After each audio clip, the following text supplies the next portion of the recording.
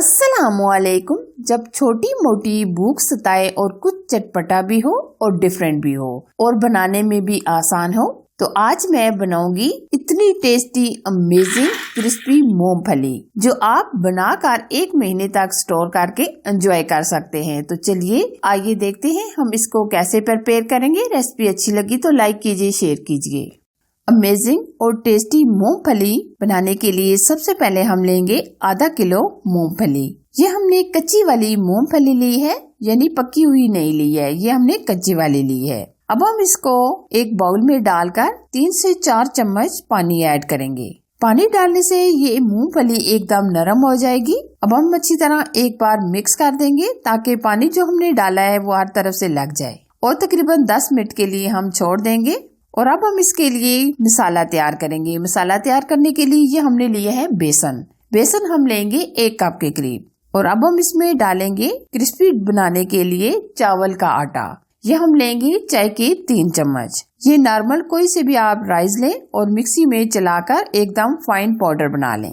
और अब हम इसमें डालेंगे नमक। ये हमने काला नमक लिया है चाय का 1 चम्मच, काली मिर्च का पाउडर चाय का 1 चम्मच। और अब हम इसमें डालेंगे सुर्ख लाल मिर्च चाय का आधा चम्मच, कश्मीरी लाल मिर्च डालेंगे चाय का आधा चम्मच। अच्छी खुशबू और फ्लेवर के लिए हम इसमें अजवाइन शामिल करेंगे चाय का आधा चम्मच। चाट मसाला हम डालेंगे चाय का 1 चम्मच। कलर देने के लिए हम इसमें रेड फूड कलर ऐड करेंगे 2 चुटकी। ये ऑप्शन है, अगर आप नहीं भी डालना चाहते आप स्किप भी कर सकते हैं। 2 चुटकी के करीब हम इसमें खाने का सोडा और 2 चुटकी के करीब हम इसमें बेकिंग पाउडर ऐड करेंगे।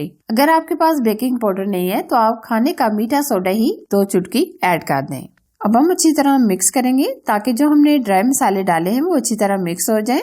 अब हमने जो मूंगफली को भिगो के रखा था, थोड़ा सा पानी डालकर, या आप देख सकते हैं मूंगफली अच्छी तरीके से फूल चुकी है और पानी सारा पी लिया है।